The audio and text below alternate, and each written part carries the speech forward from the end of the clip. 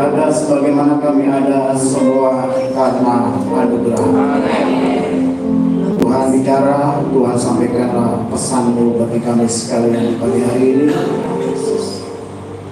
Kata-kata perkataan firman-Mu yang memberikan kekuatan, memberikan pengharapan, menjawab setiap kebutuhan kami, bahkan menyembuhkan bagi kami yang sakit. Tuhan bicara, Tuhan masuk sampai ke dasar hati kami. Haleluya. Amin. Shalom. Silakan duduk Bapak Ibu Saudara sekalian. Harusnya hari ini Bapak Rohani, tapi tadi pukul 8:30 beliau menyampaikan tidak bisa melayani karena belum kuat. Dia begini, karena memang kemarin 8:30 pagi saya bawa ke UGD Rumah Sakit Mitra. Sampai di sana dokter katakan Bapak rawat jalan saja, karena memang kondisi rumah sakit full, jadi tidak bisa dirawat. Jadi pukul 11 saya bawa pulang kembali ke sini. Lalu saya bilang, kalau nggak kuat besok ini nggak apa-apa. Abah usahakan. Sampai tadi malam pun Abah usahakan. Begitu bisa pulang. Dari pagi ternyata masih dalam kondisi lemah. Pagi hari ini saya akan menyampaikan materi yang sudah diberikan oleh Badan Pengurus Pusat Sinode Gereja Indonesia, dan materi ini juga yang harusnya dibawakan oleh Bapak Rohani. Langsung saja kita buka 1 Petrus pasalnya yang ke-5.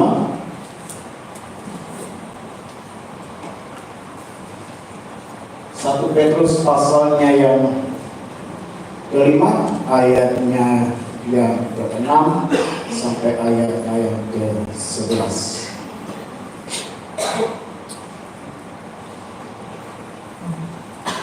1 Petrus pasal 5 ayat 6 sampai ayat ke-11. Saya baca ayat 6, ayat genap. Bapak Ibu sekalian baca ayat 7, ayat Daniel. Seterusnya kita bergantian. Saya genap, Bapak Ibu Saudara sekalian ayat yang ganjil. 1 Petrus 5 ayat 6 sampai 11. Ayat 6 dikatakan begini. Karena itu rendahkanlah dirimu di bawah tangan Tuhan yang kuat, supaya kamu ditinggikannya pada waktunya.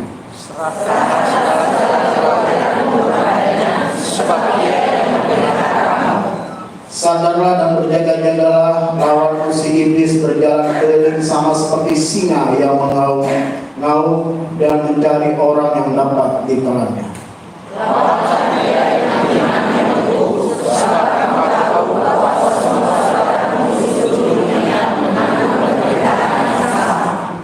Dan Allah, sumber segala kasih karunia yang telah memanggil kamu dalam Kristus kepada kemuliaan yang kekal, akan melengkapi, meneguhkan, menguatkan, dan mengokohkan kamu sesudah kamu menderita seketika lamanya. Kuasa sampai selamanya. Amin. Bapak Ibu Saudara sekalian, siapa sih yang hadir pada pagi hari ini nggak pernah khawatir? Ada voucher yang saya akan berikan, cukup besar. Voucher belanja dari salah satu supermarket. Pertanyaannya, siapa di antara Bapak Ibu Saudara sekalian yang sampai hari ini tidak pernah khawatir? Tidak ada yang tidak. Kalau tidak ada, kami bagian yang Bapak harus kasih Bapak Ibu kasih voucher. Semua kita pernah merasakan, mengalami yang namanya khawatir. Ya, benar? Ya. Coba tanya sama orang di sebelah kirimu, sebelah kananmu, kamu pernah khawatir nggak?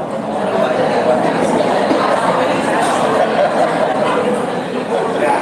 Semua pernah merasakan khawatir. Saya juga pernah merasakan khawatir. Ya, ada banyak hal yang membuat kita khawatir. Tetapi dalam ayat yang ke-7 dikatakan katakan begini, ya serahkanlah segala kekhawatiranmu kepadanya, sebab Ia yang memelihara. Siapa yang pelihara kita? Siapa yang pelihara kita? Tuhan. Dan Tuhan bilang, tidak usah khawatir, serahkanlah kekhawatiranmu ya kepada Tuhan. Karena Dia yang pelihara kita. Ada Bapak Ibu yang usianya sudah di atas 70 tahun? Ada? Di atas 70 tahun? Ada, ya. Dan usianya 40 sampai 70 tahun? Ya. Saya ingin tanya Bapak Ibu, selama sekian tahun hidup, apakah Bapak Ibu ya mengalami yang namanya tidak ada pertolongan Tuhan? Selalu ada? Amin. Sampai hari ini kita boleh ada semua karena pertolongan Tuhan. Kita dengarkan satu kesaksian dari seorang anak Tuhan. Bagaimana dia juga dalam keterpurukan. Orang tua sudah kasih nasihat, hamba-hamba Tuhan sudah kasih nasihat, teman sudah kasih nasihat, saya sudah kasih nasihat, tapi ternyata tidak alami ya jalan keluar. Sampai dia bertanya-tanya, apa sih sebenarnya yang menjadi kesalahan gue, kesalahanku, ya sampai semua sudah dilakukan. Apa yang disarankan, apa yang dibilang oleh orang untuk alami mujizat, enggak alami.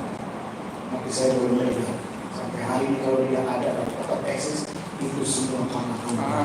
Amin. Sampai hari ini Bapak, Ibu, ya saudara sekalian, dengan segala berbagai kemunduran yang membuat kita sampai hari ini. Opa-opa yang udah hidup sendirian, jauh dari keluarga, tetap Tuhan pelihara. Nah, ibu-ibu yang hidup sebagai orang tua tunggal berjuang cari nafkah, ya. Atau orang bagi tulang kaki dari kepala dari kaki capek luar biasa. Kalau sampai hari ini itu semua karena Tuhan. Yang pertama begini, yang Sinode Digital Indonesia kasih kuncinya untuk kita tidak khawatir, ya, kita boleh melawan, mengusir kekhawatiran. Yang pertama ayat yang ke-6, karena itu rendahkanlah dirimu di bawah tangan Tuhan yang kuat, supaya kamu ditinggikan pada waktunya. Yang pertama harus belajar merendahkan diri. Kenapa orang kita tetap hidup dalam kekhawatiran? Bahkan kekhawatiran itu begitu menekan. Karena dia nggak belajar merendahkan diri di bawah tangan Tuhan yang kuat. Dia pikir dia mampu, dia pikir dia kuat, dia pikir sanggup karena ada koneksi, karena ada teman, karena ada pengalaman, karena ada jabatan, karena ada kedudukan. Tapi Tuhan ngomong, kalau engkau ingin mengalami lepas dari rasa kekhawatiran, ya belajar untuk merendahkan diri kita di tangan Tuhan yang kuat. Tapi ada banyak orang enggak, masih pikir mampu bisa. Yang kedua, dalam ayatnya yang ke-9, ya, lawanlah dia dengan iman yang teguh, ya. Sebab kamu tahu bahwa semua saudaramu di seluruh dunia menanggung penderitaan yang sama. Garis bawahi, semua ya saudaramu di seluruh dunia menanggung penderitaan yang sama. Artinya kita semua sama-sama mengalami itu, sama-sama menghadapi masalah. Jangan jadi orang yang baper. Sekarang orang ya lebih sanggup nahan lapar apa nahan lapar? Nahan lapar masih sanggup, tapi baper nggak sanggup sampai dia tulis di status WA-nya, di status Facebook-nya, di Instagram. Ya, karena apa? Baper. Kita nggak perlu baper. Semua orang mengalami yang namanya masalah dan pergumulan. Jangan gua anggap dia punya masalah hanya gua aja.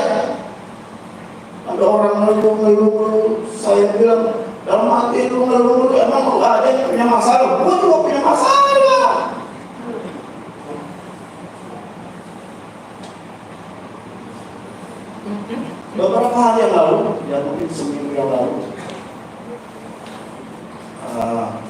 kita nih. Pun saya lagi dalam keadaan nggak punya uang, ini benar-benar. Kalau saya bilang nggak punya uang, benar-benar nggak punya uang. Ada orang kan bilang aduh lagi nggak punya uang, tapi saya bingung masih bisa makan di restoran. Dia bilang itu dari buka, nggak punya uang masih ada 5 juta. Kalau saya benar-benar nggak punya uang, saya bilang sama anak saya begini, tolong hemat-hemat ya, nggak usah minta ini itu. Iya oke Pak, nggak apa-apa Pak. Anak-anak seminggu pun nggak ada minta uang saku, uang jajan. Mama kalau saya kasih uang jajan pun mereka kebanyakan nggak pernah jajan karena udah dikasih bekal dulu. Saya bilang begitu, udah begitu, lagi saya nggak punya uang, ada aja orang datang, ya entah datang atau WA mau pinjam uang 100, ya. Saya bilang ya kayak belum punya uang. Ya, ini WA-nya ada di saya. Saya bilang begini, saya selalu menjawab setiap orang yang punya uang. Saya bilang begini, kalau ya saya mengatakan kalau kamu ya pinjam uang, dan kalau memang Tuhan pakai saya untuk menolong kebutuhanmu, berarti Tuhan akan mempercayakan kepada saya uang tersebut dan saya akan salurkan.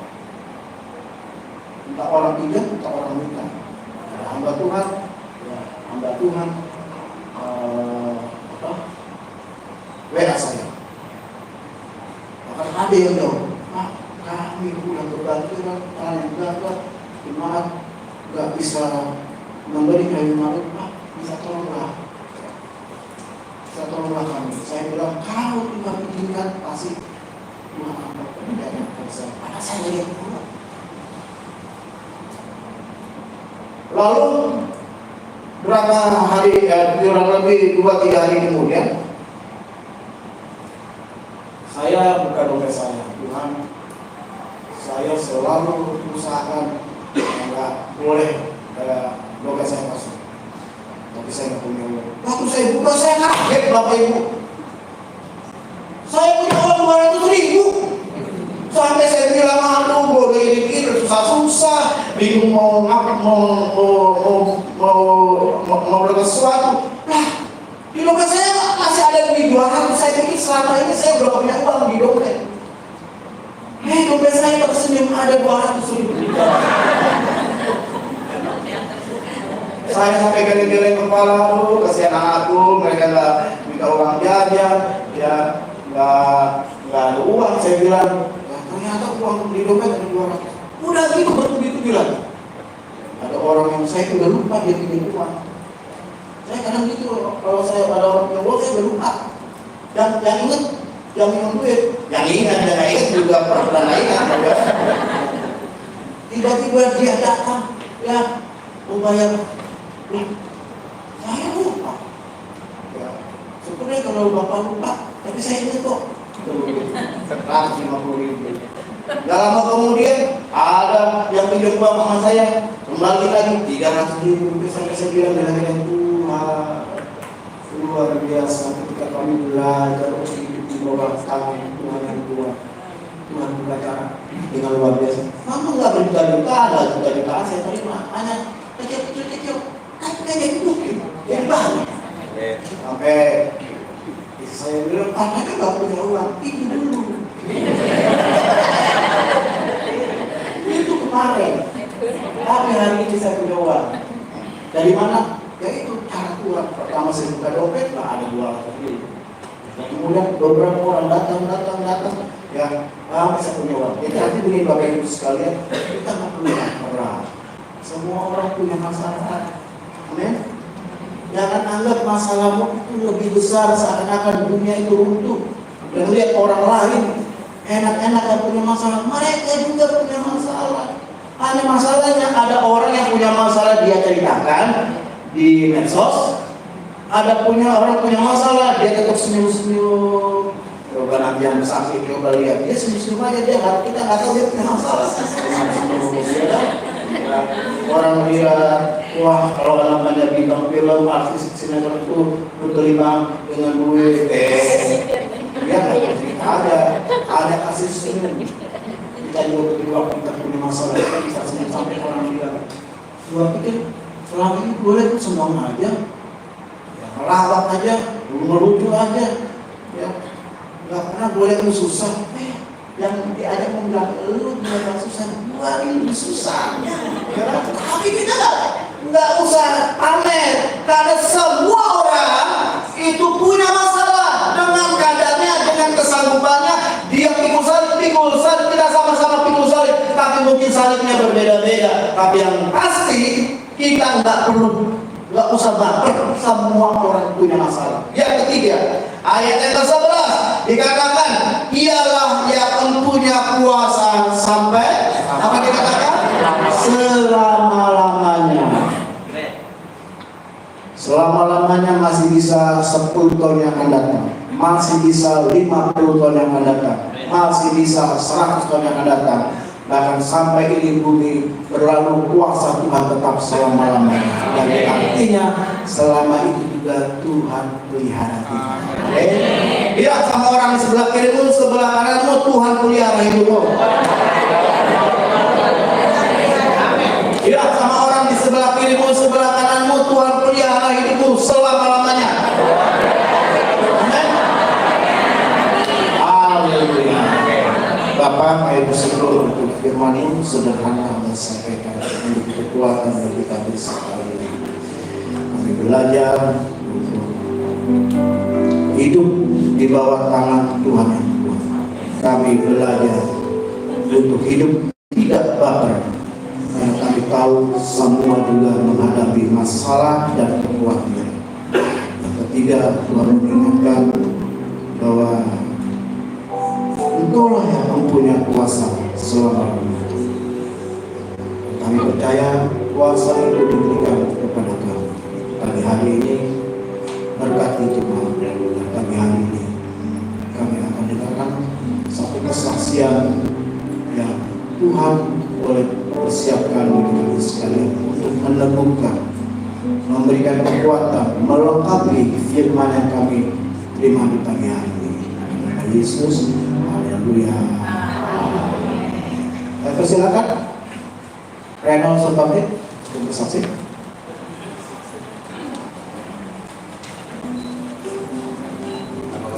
Luar biasa. Shalom. Apa kabar semuanya? Haleluya. Yesus sungguh dahsyat. Perkenalkan, nama saya Renal Surbakti. Kalau ada jemaat di sini yang belum tahu saya itu dulu tinggal di Pondok Gede, dan saya itu adalah salah satu jemaat awal di sini. Itu waktu kami kecil, kami tinggal di Pondok Gede Housing. Mama saya ada di depan sini, namanya Ibu Surbakti. Dan dari tadi memang saya disuruh duduk di depan, tapi saya takut kualat kalau duduk sama-sama sama ibu saya. Jadi saya duduk di belakang ibu saya. Terima kasih, terima kasih GBI Batu Penjuru memberikan saya undangan untuk bisa ngobrol di sini untuk sharing. Saya di sini untuk sharing bagaimana kebaikan Tuhan terhadap saya, terhadap hidup saya. Karena apa yang saya lakukan di sini dan di banyak tempat lain, di sharing-sharing saya di banyak tempat, semuanya untuk memuji dan memuliakan nama Tuhan. Biar Tuhan semakin besar dan saya semakin kecil. Jadi saya ini pertama-tama dulu waktu kami masih SMP, saya rasa saya adalah kakak rohani saya adalah pendeta Eri. Dari dulu kami tinggal di Medan. Pada saat kami kecil pindah ke Jakarta dan tinggal di Pondok Gede. Pada saat itu keluarga kami, papa dan mama itu masih gereja di GBKP, sempat gereja di GPIB, dan pada saat kami kecil-kecil, kami berempat, kakak saya Yesi, saya, Ike, dan Dona, itu kadang ibadah dengan keluarga, dengan di GPIB ataupun di GBKP, Tapi ada satu ketika kami berkenalan dengan Eri, dan dari situ kami ikut ibadah di rumah gitu. Dari ibadah di rumah dengan Eri, pendeta Eri yang main gitar, kami yang nyanyi-nyanyi, bersuka cita karena pada saat itu apa yang kami dengar dari pendeta Eri itu berbeda dengan kebiasaan kami, di mana gereja kami pada saat itu kan ada liturginya ya. Terus kami yang berjiwa muda pada saat itu juga merasa sesuatu yang beda pada saat kami yang beribadah dengan Eri. Terus dari situ kami rupanya diperhatikan sama orang tua kami. Dan mama, papa juga tanya, kalian tuh ibadah di mana sih, kok nyanyi gitu, main-main gitar, kadang nangis-nangis, suka cita. Dan dari situ kami ceritakan kepada mama bahwa kami beribadah dengan pendeta Eri. Dari mereka kayaknya sebel ya pada saat itu gitu, karena seperti tidak mengikuti orang tua. Tapi akhirnya mereka pun ikut sama-sama beribadah, dan dari situ, dari kegerakan kami mula-mula mama dan papa ikut bergereja di GPI Batu Penjuru. Setelah itu teruslah bergulir waktu sampai dengan saya mulai ada kegiatan-kegiatan. Jadi kegiatan saya sebagian besar itu adalah sebagai aktor, seni peran gitu. Awalnya dulu saya dari iseng-iseng, mama dulu sempat buka salon di Pondok Gede dan ada temennya sesama perias make up, dan dia juga merias di beberapa film gitu. Mengajak mama menanyakan, itu anakku mau nggak ikut syuting? Terus mama nanya ke saya, waktu itu saya SMP kelas 3 atau SMA kelas 1, saya lupa ya. Terus dibilang, ya coba deh, tanya sama anaknya, ditanya ke saya. Iya, saya mau ikut. Jadi saya diajak ikut syuting film, judulnya dulu Boleh-Boleh Saja, kalau saya nggak salah. Dari situ saya sebagai figuran, main di situ, dapat duit, bersuka cita karena namanya juga anak-anak. Dari situ baru mulai ada kegiatan lain, syuting film yang lain, syuting sinetron, dan sampai berikutnya dan berikutnya. Kalau dikatakan pada saat itu saya Kristen, ya, saya Kristen dari lahir. Tapi apakah saya sudah bertemu Tuhan? Itu lain lagi ceritanya. Gitu. Terus saya menikah. Lengkapnya saya menikah itu beda agama dengan istri saya, walaupun sudah diwanti-wanti dengan orang tua, tetapi yang namanya juga anak muda, keras hati, pengetahuannya sedikit, dan melupakan ya pesan-pesan dari yang lain, sehingga itu pun saya lakukan. Dan ternyata tidak mudah, dan ada banyak harga yang harus dibayar untuk itu. Seperti itu. Dan kami menikah satu kali dalam agama Muslim. Baru setelah itu mama memaafkan kami, dan kami akhirnya menikah kembali dalam agama Kristen. Kami mempunyai anak pertama laki-laki, anak kedua laki-laki, dan anak ketiga laki-laki. Saat ini mereka berusia 24, 21, dan 13 tahun. Nah, pada saat anak-anak kami itu sudah mulai SMP dan saya juga masih Kristen, saya sudah tinggal di Kebayoran Lama. Mama tinggal di Pondok Gede. Penyertaan Tuhan luar biasa karena pada saat itu. Kenapa dibilang luar biasa? Karena begitu saya menikah juga karir saya juga lagi moncer, syuting setiap hari, berkat luar biasa, dan seperti tidak ada masalah.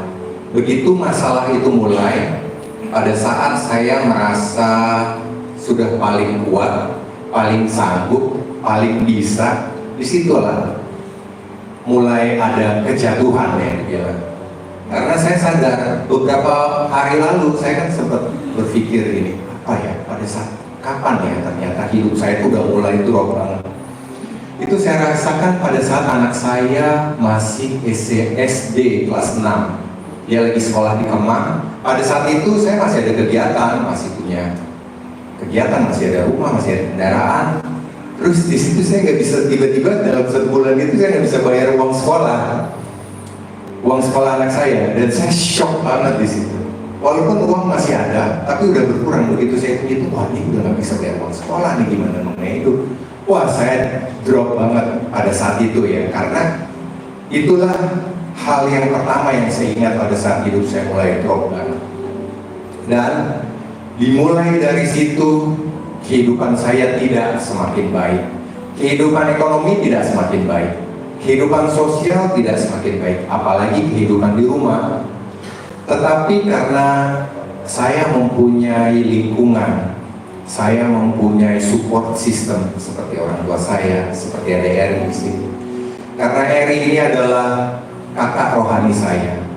Saya sering kali, jika saya sudah tidak sanggup lagi untuk menceritakan, tidak sanggup lagi dengan situasi yang saya hadapi, saya cerita sama Eri. Eri, gue begini, kok begini, kok begitu. Saya cerita. Dan diberitahu banyak hal, firman Tuhan dan lain-lain. Begitu juga mama, apalagi mama orang tua saya dan juga keluarga saya yang lain gitu ya. Mereka pasti mensupport saya. Hal-hal tersebut sih sebenarnya yang membuat kita itu semakin kuat di dalam Kristus. Karena kita perlu support system. Kita perlu bergereja. Kita perlu suatu lingkungan di mana ada orang-orang benar yang juga adalah anak-anak Tuhan yang bisa mensupport kita setiap saat, minimal berdoa atau minimal mendengarkan kita. Karena seperti tadi AA bilang kan, saya panggilnya AA nih, Pendeta Eri, bahwa kalau kita lagi ada masalah, nggak usah baper, gitu. Nggak usah kita posting, gitu. Tapi kita berdoa aja sama Tuhan.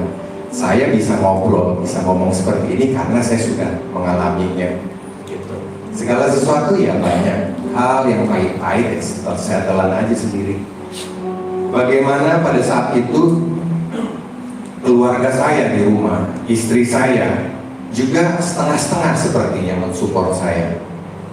Ya paling enggak pada saat itu sekitar tahun 2000-an ya, setengah-setengah mensupport saya. Di lain pihak dia kepingin mendapatkan suami yang baik, ya, suami yang support keluarga, tapi pada saat itu juga dia tidak, saya rasa tidak mendukung karir saya.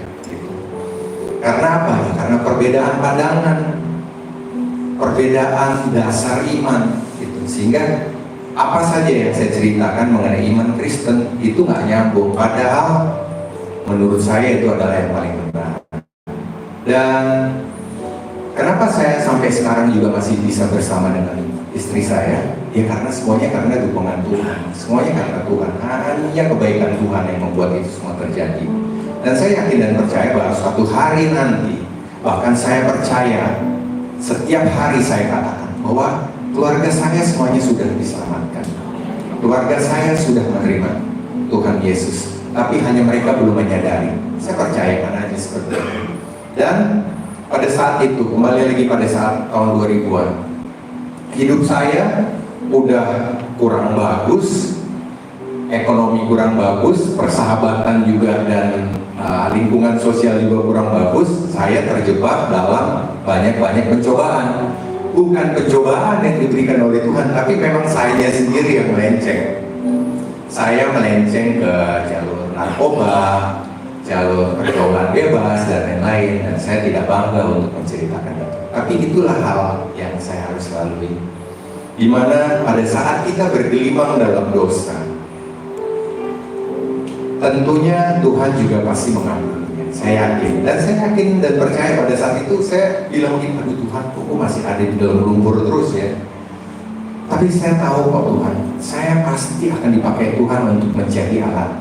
Saya dari dulu, dari saya masih ngaco banget gitu ya, saya selalu yakin dan percaya bahwa saya akan menjadi anak Tuhan yang akan memberitakan firman Tuhan bagaimanapun caranya. Dan itu terjadi. Saya mempunyai kesadaran yang kecil, kesadaran yang membuat saya terus berharap pada Tuhan. Tetapi pada saat hidup saya, pada saat saya belum memutuskan untuk keluar dari masa lalu, dari masa-masa kelam, maka kekelaman juga masih ada di dalam kehidupan saya.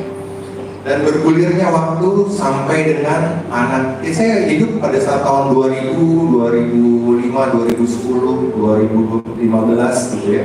Itu tertatih-tatih banget. Saya berusaha untuk keluar dari segala masalah tersebut. Dengan apa? Saya pikir gini, saya coba deh untuk melayani Tuhan. Saya dan teman-teman pada saat tahun 2010-an kayak gitu, itu ikut pelayanan dengan ada salah satu kakak saya bilangnya namanya Rina, yaitu adalah kepala panti asuhan di Ambarawa, Semarang sana. Saya ikut dengan dia.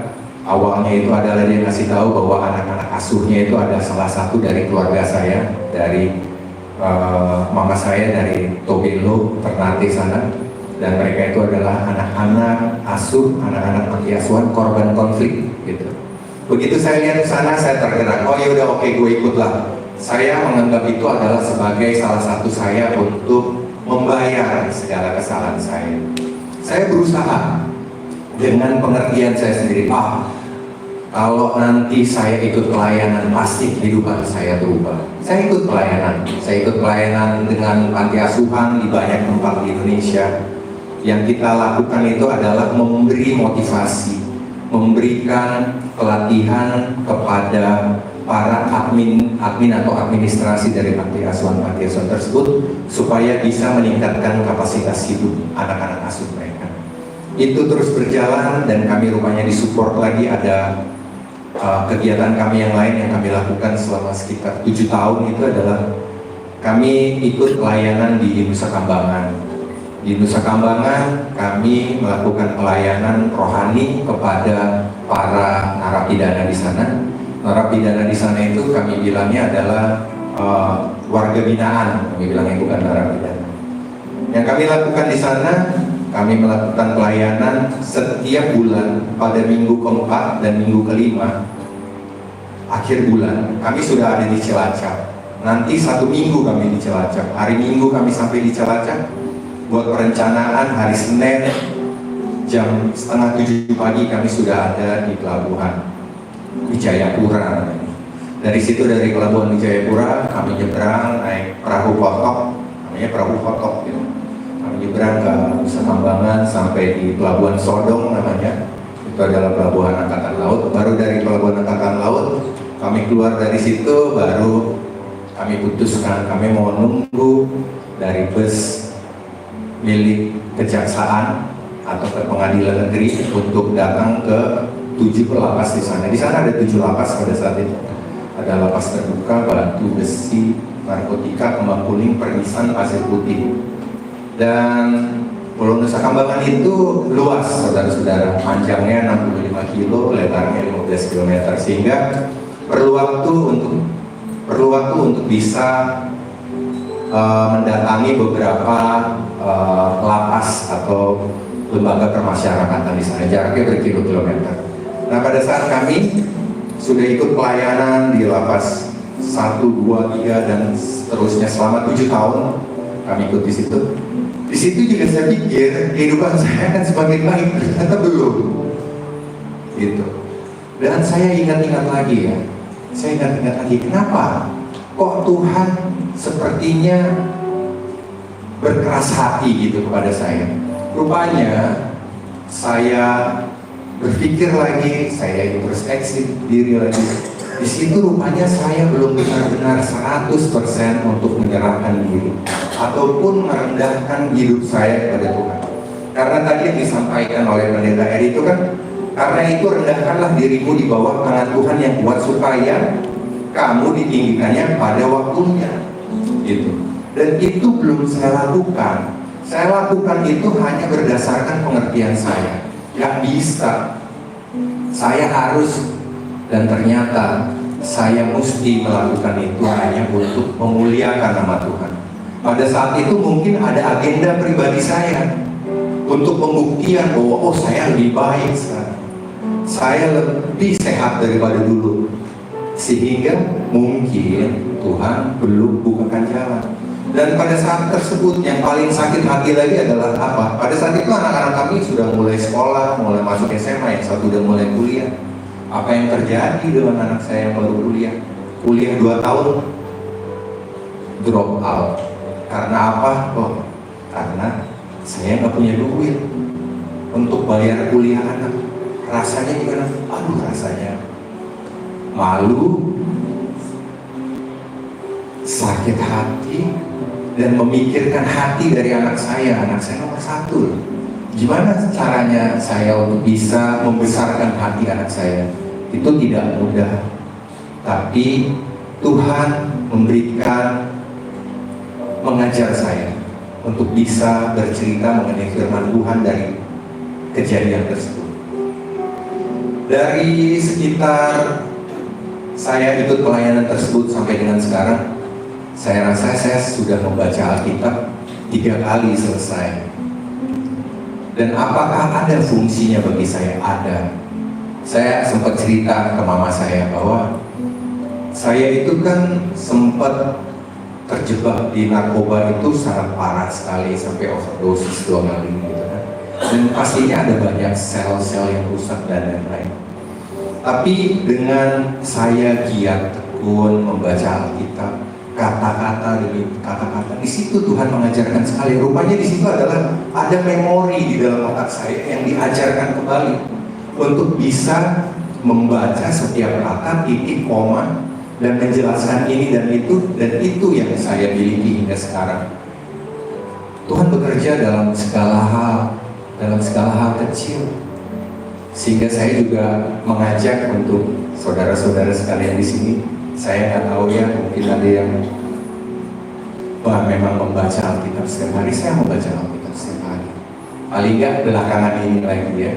Karena saya pikir saya harus baca Alkitab, karena setiap kali membaca Alkitab selalu aja ada hal baru, pengertian baru yang diberikan kepada Tuhan, yang diberikan Tuhan kepada kita, sehingga itu akan sangat menyenangkan hati, karena Tuhan singkapkan rahasia-rahasia yang selama ini kita tidak mengerti, asal kita mau menyerahkan diri, asal kita mau betul-betul berharap kepada Tuhan.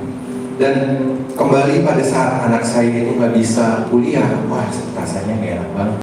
Dan saya nangis berkali-kali. Tuhan, kok bisa kayak gini? Kok saya kayaknya ada di dalam padang gurun gitu, dimana Musa membawa orang-orang Israel dan berputar-putar selama 40 tahun. Saya rasakan itu, saudara. Saya rasakan saya masih syuting sekali-sekali, dan uangnya habis untuk bisa bayar kebutuhan rumah tangga, kadang minjem dengan orang sini dan situ, sehingga walaupun terus bersyukur, tapi ada juga rasa menggerutu gitu. Dan pada saat yang sama, anak saya yang paling kecil namanya Jaden sudah mulai besar, dan saya harus punya kewajiban untuk mengajak dia mengenal Tuhan. Gimana caranya saya bawa dia untuk bisa bergereja dengan saya, karena saya tinggal di Kebaya Orang Lama. Ada beberapa gereja GBI yang sekitar situ. Saya gerejanya itu ya tidak menetap. Saya pindah dari GBI ini, GBI itu, GBI sana, GBI sini. Dan setelah kami merasakan bertahun-tahun pindah gereja, saya tanya ke anak saya, Jaden maunya gereja di mana? Karena dia menentukan, gereja GBI yang dekat rumah aja Pak, yang paling dekat itu di GBI Beliza Permata Hijau. Jadi mau di situ? Iya, Jaden mau di situ. Nggak mau tempat lain, nggak, maunya di situ aja. Ya udah, saya ikut anak saya supaya dia juga senang. Saya mulai bergereja di situ. Mulai dari situ saya rasa bahwa Tuhan juga memberikan pengertian baru kepada saya, bahwa jika kita mau ada perubahan di dalam hidup kita, kita itu harus tertanam. Kita itu kalau ingin mendapatkan buah dari keyakinan kita, kita harus tertanam di dalam satu gereja. Seperti apa? Kita pada saat ini bergereja di GBI Batu Juru. Setia, tertanam. Karena kan dibilang iman itu seperti biji sesawi. Biji sesawi itu kan adalah seed ya, benih. Benih itu kan harus tertanam. Kalau dia tertanam, maka dia bisa bertumbuh. Dia tertanam, dia mati di situ, dia bertumbuh. Dan pada saat bertumbuh, dia akan menghasilkan buah-buah iman. Makanya saya juga mengajak saudara-saudara yang lain di sini, jika sudah bergereja di sini, tertanamlah di sini, bertumbuhlah di sini. Seperti apa yang saya rasakan pada saat dulu, gimana saya tertanam di GBI Batu Penjuru, dan saya berbuah. Rupanya apa yang pernah saya alami di Batu Penjuru itu juga yang membuat saya termotivasi dan terus mengingat firman Tuhan dan mengubahkan hidup saya. Jadi di dalam hidup ini kan semuanya proses. Sayangnya proses tersebut tidak sama antara satu dan lainnya.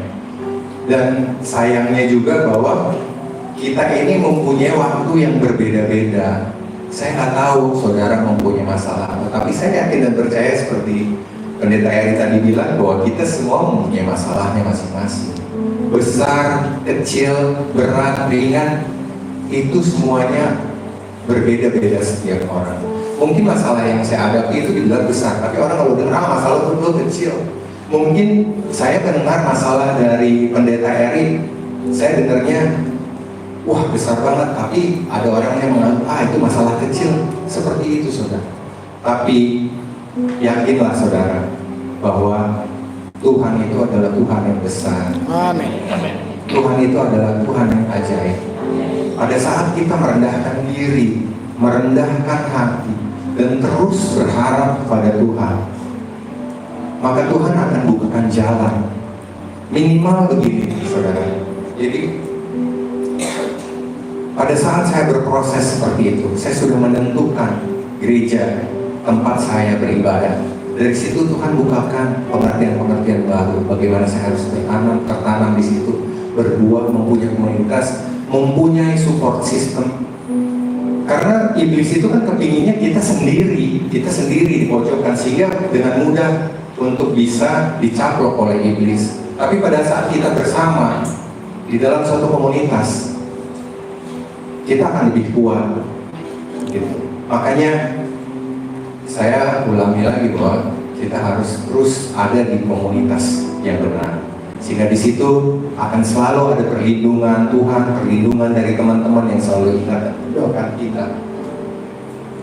Itulah yang saya alami. Dan pada masa-masa itu, masa-masa sulit belum juga berlalu, sampailah pada tahun 2019. Di situ COVID ya.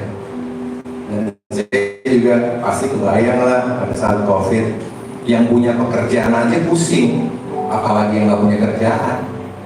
Gitu. Untuk bisa hidup, untuk bisa makan. Pada saat itu saya rasa banyak sekali orang-orang yang mempunyai kesulitan yang sama. Tapi apa? Ya kita ini adalah yang ada di sini adalah orang-orang yang dipilih Tuhan, orang-orang yang diberkati Tuhan. Amin. Yang sangat diberkati Tuhan, sehingga kita semua bisa merasakan kasih dan kuasanya. Itu semua juga karena apa ya? Karena Tuhan. Jadi apa yang saya alami, apa yang saya ceritakan ini, motivasinya hanyalah untuk memuliakan nama Tuhan. Kita bisa kuat, kita bisa melewati segala sesuatunya. Itu semuanya karena kasih Tuhan. Asal kita mau tertanam, merendahkan hati. Dan pada saat kita merasakan tekanan ataupun masalah-masalah, kita itu harus mempunyai respons, harus mempunyai respon yang berbeda. Respon kita itu adalah kita bersyukur. Kita bersyukur kepada Tuhan supaya Tuhan juga beracara buat kita. Ini saya ceritakan, ini hal kecil yang terjadi di dalam hidup saya sekitar 2 bulan lalu. Pada hari itu Minggu, karena kami bergereja jam 9.30, dan selama dari tahun kemarin itu saudara-saudara, Pak Pendeta, saya jadi nggak apa-apa waktunya. 5 menit lagi. Oh, 5 menit lagi, oke. Dan pada saat itu saya itu dari tahun lalu ada kegiatan itu berdoa setiap pagi, setiap hari dengan Zoom dari berbagai orang, dari ratusan orang dari berbagai negara, berbagai daerah. kami itu diajarkan mengenai kehidupan, mengenai 4 pilar kehidupan itu: kerohanian, keuangan, keluarga, dan kesehatan. Karena 4 hal tersebut yang sangat lengket dengan kita setiap hari. Dan di situ saya diajarkan mengenai respon, ya, bahwa kita harus berespon yang benar terhadap apa yang terjadi. Pada saat respon kita benar, maka hasilnya juga benar. Sehingga saya mengajak pada saudara-saudara sekalian, jangan merasa paling susah, gitu. Jangan merasa paling menderita, ya, karena ada juga yang lainnya yang kita nggak tahu. Mungkin mereka lebih susah. Makanya kita harus mempunyai kebiasaan untuk terus mendoakan lingkungan kita. Doakan teman-teman kita, doakan pendeta kita, doakan teman-teman sekolah, teman-teman bisnis, teman-teman les, teman-teman komunitas yang lain, sehingga lingkungan kita juga akan selalu sehat di dalam Kristus. Dan saya yakin dan percaya bahwa saya juga ada di situ. Semuanya itu hanya kasih Tuhan, ya.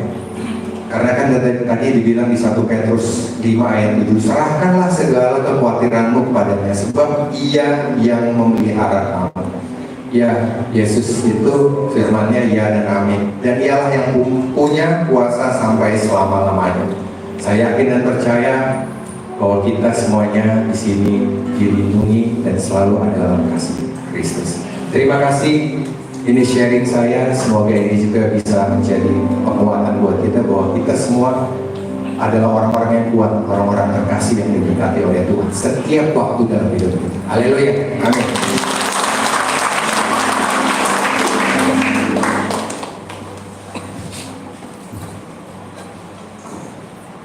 Gitu. Terima kasih buat kesaksiannya, Reno. Kalau menghadapi masalah kita mengandalkan orang, nggak bisa dari jalan keluar. Karena bersaksi sama saya, teman-teman yang dulu dekat akrab itu bisa tiba-tiba senang. Nggak ada kayak nggak kenal gue.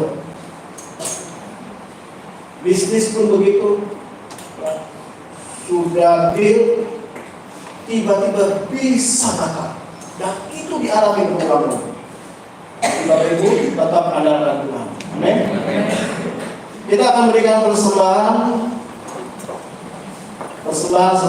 dijalankan. Saya mau sampaikan waktu jemaah. Salam untuk jemaat Tuhan yang berada di rumah. Tuhan memberkati. Ada Bapak Ibu yang baru pertama kali hadir beribadah di tempat ini, bisa bangkit berdiri. Ada yang baru pertama kali datang ibadah di tempat ini, bisa bangkit berdiri.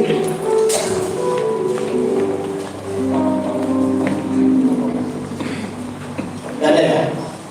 Yang saya ingin sampaikan untuk ibadah sepekan hari Senin, ada ibadah pagi lawatan Tuhan secara online.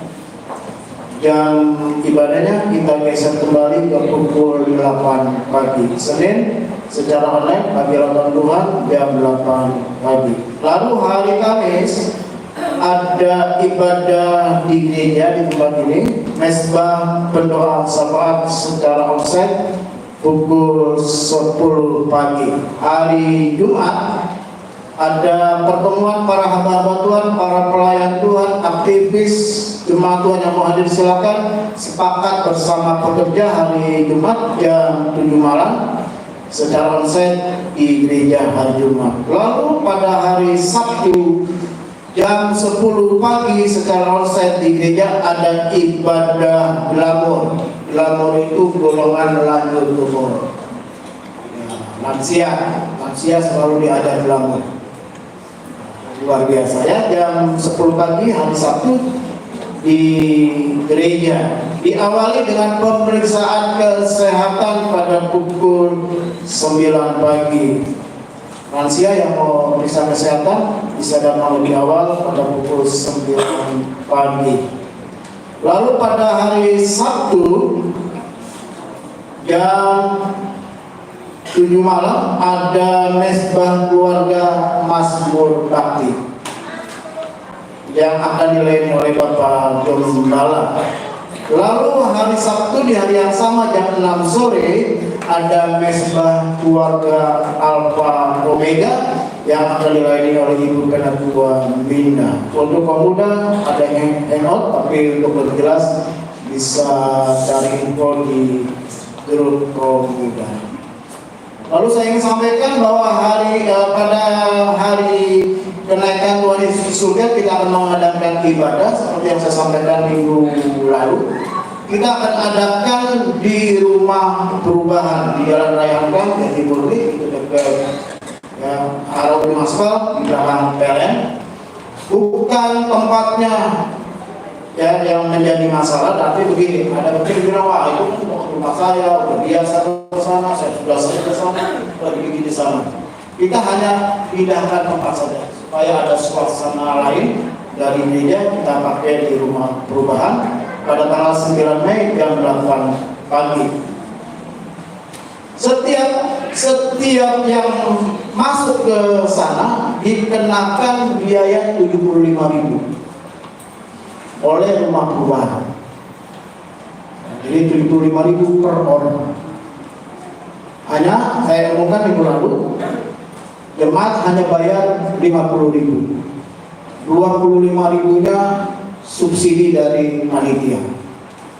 Tapi tadi malam berubah lagi, turun per orang 35.000. Yang 40.000 biasanya tepuk tangan yang anggota keluarga banyak. Iyalah, kalau 8 orang kali 50 kan lumayan.